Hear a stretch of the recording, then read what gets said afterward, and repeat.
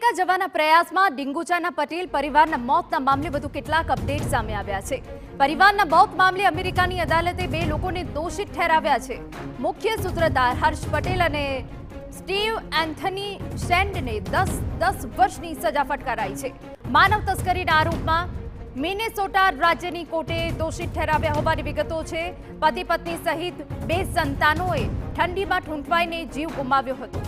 ઉલ્લેખનીય છે 19 જાન્યુઆરી 2022ના રોજ કેનેડા પોલીસે એક જ પરિવારના 4 સભ્યોના મૃતદેહ મળી આવ્યા હતા। કેનેડાથી અમેરિકા બોર્ડર ક્રોસ કરતી વખતે ઠંડીમાં ઠૂંઠવાઈને પરિવાર મોતને ભેટ્યો હતો। સમગ્ર મામલે તપાસ કરાઈ। અમેરિકામાં હર્ષ પટેલ અને તેના સાગરીતની ધરપકડ કરવામાં આવી હતી।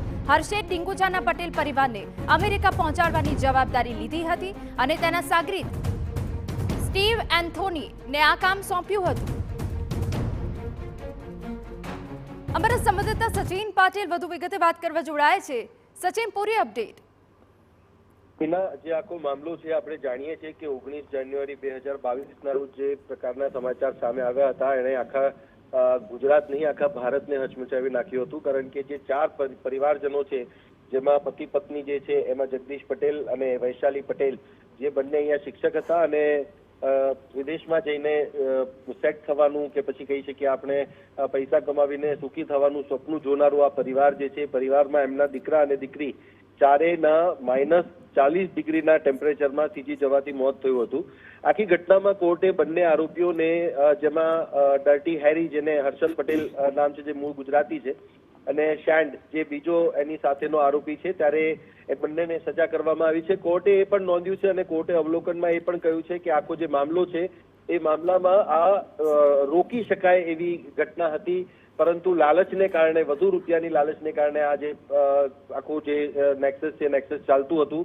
હર્ષદ પટેલનો જે રોલ હતો એ હર્ષદ પટેલ જે છે એ લોકોને કેનેડા સુધી લીગલ લાવતો હતો, પરંતુ ત્યારબાદ જ્યારે બોર્ડર ક્રોસ કરાવવાની હતી એ આખી પ્રોસેસ ઇલીગલ હતી અને એ આખી પ્રોસેસના પડઘા જ્યારે પડ્યા અને જે એક પછી એક ઘટનાઓ પણ સામે આવી ત્યારે કોર્ટમાં જે આરોપીઓ છે આરોપીઓને પકડીને જ્યારે એમની કેસ ચાલ્યો ત્યારે બંને તરફથી જે છે દલીલો કોર્ટ સમક્ષ મૂકવામાં આવી, પરંતુ ત્યાંના જે એટર્ની છે એમના તરફથી એ કહેવામાં આવ્યું કે આ જે ઘટના છે એ ઘટનાને ટાળી શકાતી હતી અને એમાં આ કિંગ પિન તરીકેનો જે રોલ છે એ હર્ષદનો છે, ડર્ટી હેરીનો છે, ત્યારે એને અવગણી શકાય નહીં અને કોર્ટે આ મામલે અવલોકન કરીને જે આરોપીઓ છે એમને સજા સંભળાવી છે। બિલકુલ, આભાર સચિન।